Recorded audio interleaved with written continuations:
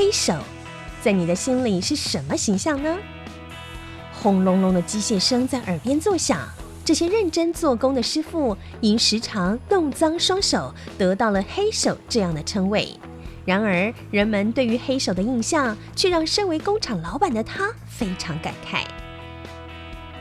我们黑手在别人看来是比较脏、又危险、又累。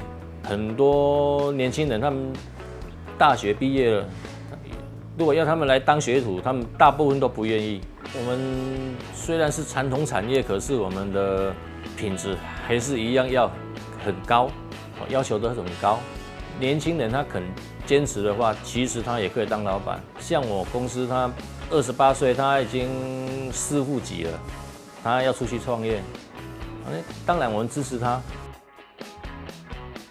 黑手的存在赋予了机器的生命力，而他们所打造的空压、油压钢管零件，从原料、加工、组装，都需要各个工厂的合作，经过层层加工手续才得以完成。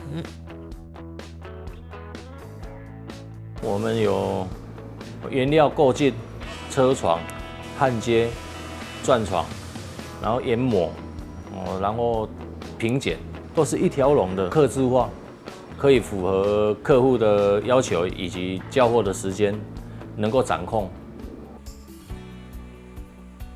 他是我们的一个客户，我们主要提供他冷拔钢管，他们拿到我们冷拔钢管，会在他们厂内再做一个再加工，去达到他们所要的一个成品尺寸。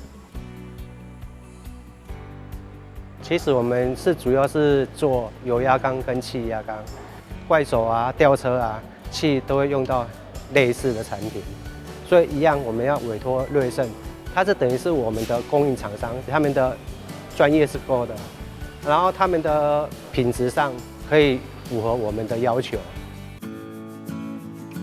从事传统产业已有半甲子的老板，除了在产品坚持上不遗余力，对待员工也如同家人。而重视教育的他，不仅提供同仁教育津贴，对于离乡背景的外国员工，更是无所保留地给予协助。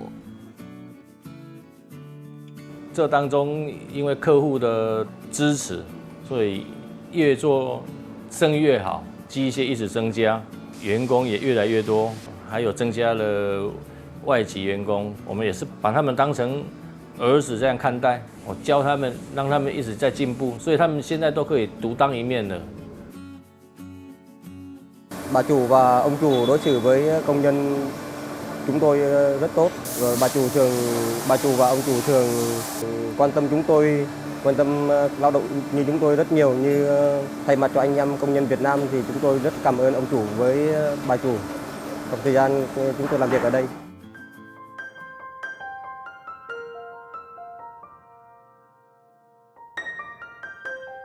从事车床30年，为了要一圆老板梦，所以开一个个人工作室。刚开始从事这行业，很累，踢到好几次铁板。我老婆她也以前当过老板，知道老板的路不好走，她用她的以前的经验来带领，也是谢谢老婆。我当初她出来创业的时候，她也是支持我，不然的话，可能现在还是一样小工作室在那边做。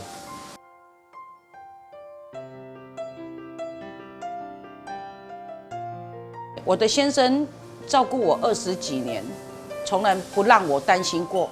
他是一个非常有肩膀的男人，尽责、负责任。20几年来都是仰赖他、依赖他。现在我们夫妻一起创业，我希望我可以成为他的肩膀。